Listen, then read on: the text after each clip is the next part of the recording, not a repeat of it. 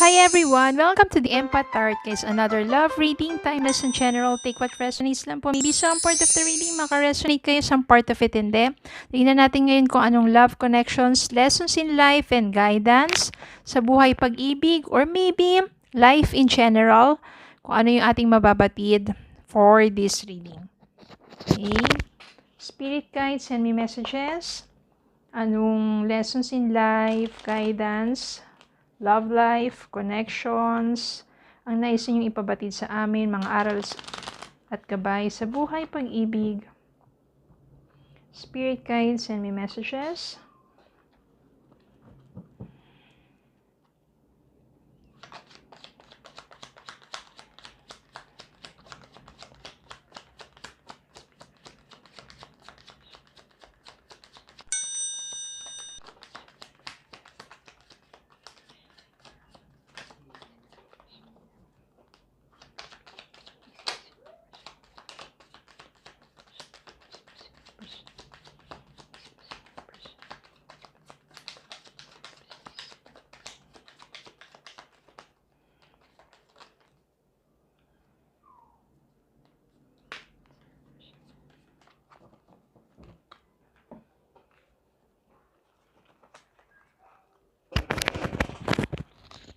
Five of Wands.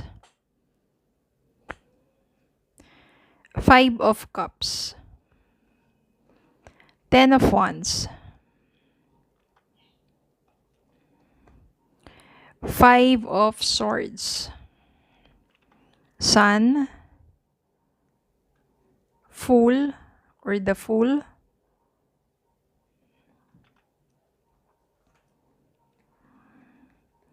Seven of Swords.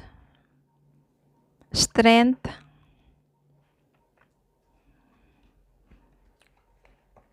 Seven of Cups. Moon. And King of Pentacles. Tingnan natin yung bottom of the deck. Four of Wands.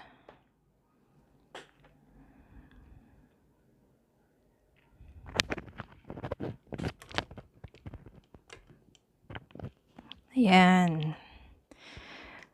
Medyo mabigat tong energy na to.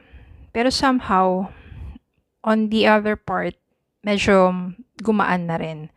No, nagkaroon ng, sabihin natin, nagkaroon dito ng pagpapakita ng ups and downs sa isang relationship, mga good and bad sa isang relationship na kung saan meron ditong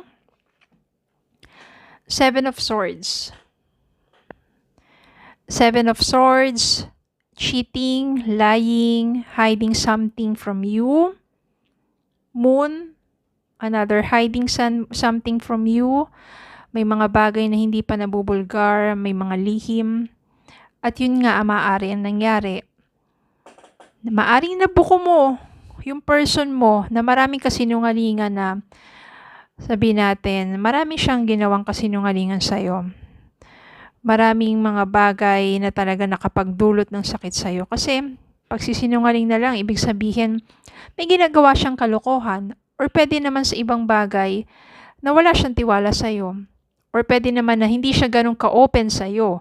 Kaya sinasarili na lang niya ang mga ibang bagay na dapat sana ay naunawaan mo siya at natulungan mo siya.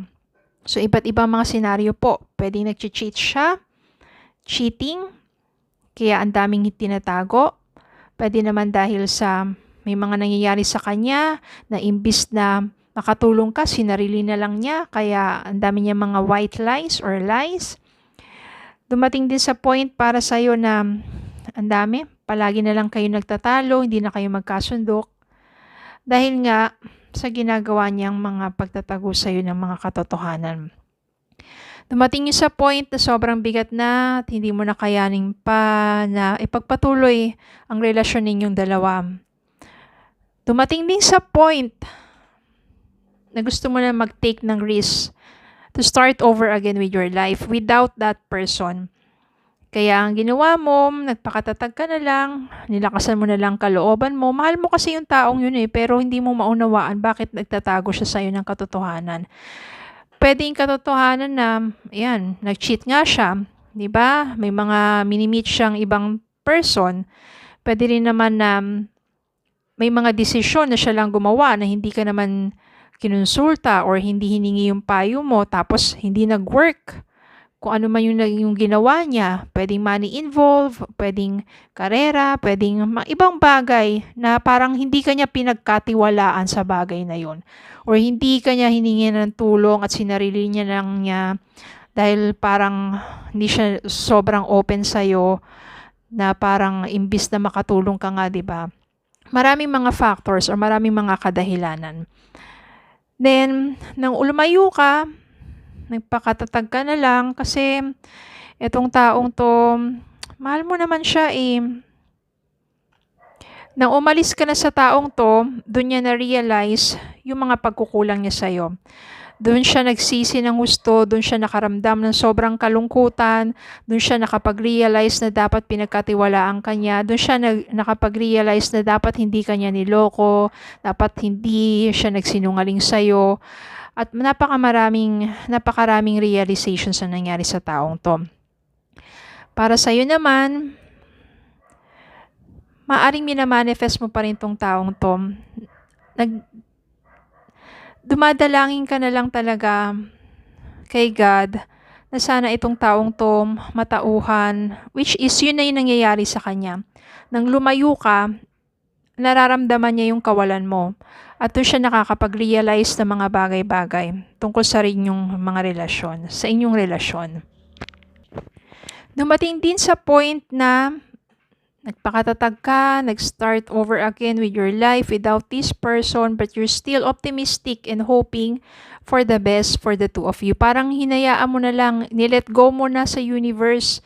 Kung talagang kayo, magbabago tong taong to. Kung talagang kayo, magtatagpo ang inyong landas. Kung talagang kayo, at yung mga dalangin mo sa pagbabago ng taong to ay matupad, di ba? Darating din naman yung time na yon. Sa mga panahon na yon na magkalayo kayo, marami kang options in love. Ibig sabihin, maaring may mga taong namimit ka, mga namimit, nakikilala, nagiging kaibigan, yung iba may love interest sa'yo, yung iba may paghanga sa'yo, iba naniligaw sa'yo, or maaring meron ka mga, sabihin natin, nagiging connections, pero hindi mo sasabing deep connections pa yon. Hindi mo masasabing you are falling to that person o sa kanila. Na parang okay lang, namimit mo sila, pero just meeting them, just knowing them, pero not totally getting deeper or being in love with those person. But at least, dito, iba't ibang mga options, hindi lang options in love, options din sa pagdating sa karera, options din sa mga bagay na gusto mong gawin sa buhay mo. And since itong person mo, ito na yung energy. Nang nawala ka, na-feel na niya yung kawalan mo, doon na yung pagsisisi. Kasi nakaramdam siya ng sobrang kalungkutan nang nawala ka sa buhay niya. Nandyan nga yung tinatawag yung energy na kung saan bumabaliktad yung energy. Nang nandun ka kasi magkasama kayo, parang binabaliwala ka lang. Kaya siguro taken for granted or parang yun nga, hindi niya pinahahalagaan ka. Pero nang nawala ka sa buhay niya, dun niya na-feel yung kawalan mo. At dun niya na-realize kung saan dapat ka pahalagaan. O kaya, yun naman siguro ang dalangin mo at yung pagbabago ng taong to. Kaya naman, dumating yung point na muli kayong magtatagpo. Itong person mo na to, magbabago to kasi nandito yung nakikita kong positive changes. Etong sun, ibig sabihin panibagong umaga, panibagong araw ang darating. Maybe para sa iyo at maybe para sa person mo na kung saan nag-glow dito yung positivity. So ibig sabihin yung mga hindi magagandang gawain dito, natatabunan na ng liwanag ng mga positibong bagay, nagkakaroon na ng pagbabago, nagkakaroon na ng magandang sabihin natin, hinaharap. Yung person mo, maaring magpakasipag yan. At sa kanyang pagpapakasipag, pagpupunyagi, magiging maunlad. Darating yung time, in its divine timing, na yung person mo, magmi-meet kayo muli. Itong Four of Wands nito is reconciliation, reunion, celebration of hearts, celebration of love. Kasi maaring, pag dumating yung time na to, you are healed, you are doing well with your life, your person already changes, your person, sabihin natin, mas open na siya sa'yo, mas alam niya yung kung paano pahalagaan, at yung person mo is nagsusumikap ng gusto, yung person mo is naging maunlad. Ikaw rin, naging maunlad ka sa iyong karera. Ikaw din, nandiyan na rin na maaring natupad mo o tinutupad mo na yung mga pangarap mo para sa sarili mo. At pag dumating yung time na yon, na pareho na kayong okay, meron na kayong maturity, meron nang nandun na yung nag-grow kayo personally, kapag pag tinadhana at muli kayong pinagtagpo, it will be a celebration of hearts. Ito yung reunion. Ito yung sabihin natin muling pagbabalikan na kung saan meron ng maturity. Na kung dati, taken for granted, ngayon, it is more generous. This person is showing more generously with his or her love to you. Parang nandito na yung dati, puro na lang sama ng loob. Pero ngayon, magaan na dalhin, may pagbabago na, may mga positibo ng pananaw, para pag kayong dalawa pinagtagpo at pareho na kayong nag-grow personally, grow in faith, and you have a deeper understanding about love and life, mas magiging maayos ang inyong pagsasama. And yun nga talaga yung mangyayari. There will be a reunion. Reunion of souls. Reunion of hearts.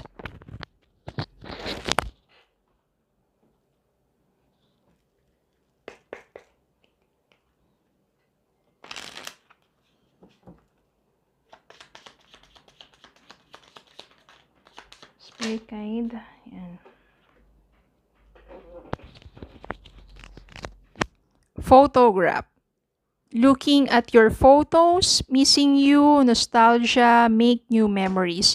Ito napakaganda ng sinisimbolize dito. Itong photograph na to, sinasabi, looking at your photos. So palaging tinitignan ng person mo ang mga larawan mo, mga larawan ninyong dalawa. Missing you, namimiss ka ng taong to, nostalgia. Make, yung parang binabalik-balikan niya ang mga magagandang alaala ninyo.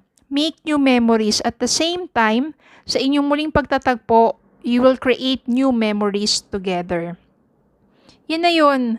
Yung memories na yan na, sabihin natin, mas deep na yung inyong connection. Tignan natin ang angel message para sa inyo. It may be related to this reading, to your love life, or maybe kailangan nyo lang ng message na to from an angel.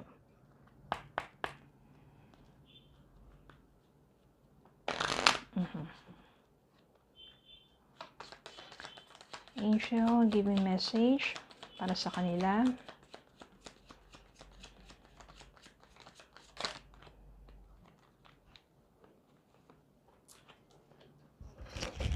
Serafina. From Angel Serafina, I am the angel of families. A happy change or addition is coming to your family. Ayan, so happy change daw. No, this is the angel of families. Merong magandang, masayang pagbabago na darating sa inyong pamilya, or merong addition coming to your family. Ibig sabihin, baka merong isang,